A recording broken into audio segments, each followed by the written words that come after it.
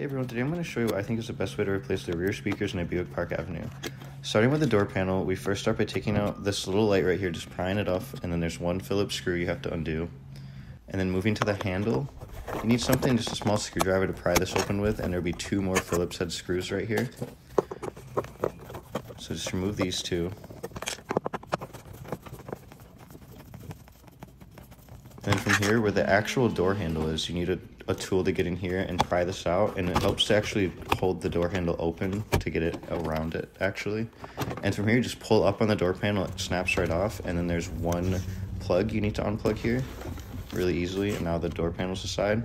This is what the insulation, sound insulation should look like. This one's actually in really good condition given how old the car is. And then the speaker's actually in the door here. There's just two screws holding it in. They're 3.5-inch speakers, so here I'm replacing them with these kickers that I got for like $30 for both of them. You can see they look a lot better than what's in there originally. So these wires are what came with the new speaker, but we're actually going to reuse the harness from the factory set. So I'm going to use these quick splice connectors that I got off Amazon. This whole kit was $10. You could actually reuse, you could cut those off of the kit that came with the speakers. But anyway, we remove the speaker here, just these two screws. And then you'll see the harness that comes off. So this is the factory harness. So you first need to unplug this. You can see you just need something to pry this up right here. And then once you can get this, it's kind of hard, but it'll just snap right off eventually. See, pull them apart. And then this plastic piece here is actually bonded to the metal of the speaker. So I'm just gonna do whatever I can to rip this off. As you can see here, I just used some grips, peeled it back. It took a minute, but it comes right off. And then just cut the wire from the speaker here. You don't need the old speaker at this point anymore. But as you can see, now we have the factory harness that will plug into the door. And all you need to do is strip the wire out. From here, we just need to find the right size spade connector, which just crimps onto the wire here.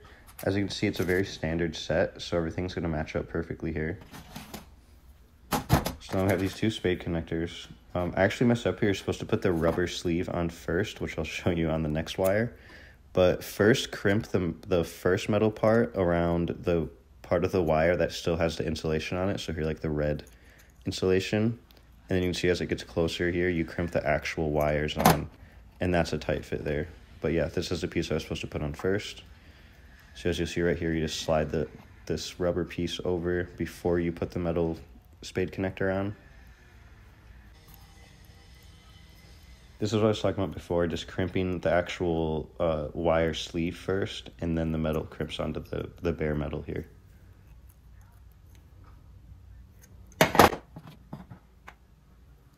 then from here, they just plug right into the speaker. And you should have that rubber connector on both sides to slide over the metal connections here. That just prevents humidity getting in, any corrosion. It'll just help longevity. And then from here, I sped this part up a bit, but you just need to screw in the two screws again. And now that plugs right into the speaker, so that way you can unplug it if you ever have to. I kept this part in long just to show that with the door panel, there's these 4 hooks that all need to go in at the same time. So like here, I thought I had it in, but just by kind of prying, I could tell that top left one wasn't actually in all the way. So sometimes this just kind of takes some playing around with to make sure everything's actually in. You don't want it to be, any of them to be missing, because then whenever you go to like close or open that door, you can just feel that it's loose.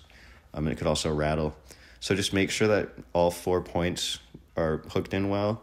And then this is all just the reverse of how we took it apart. There's the screw here in the light.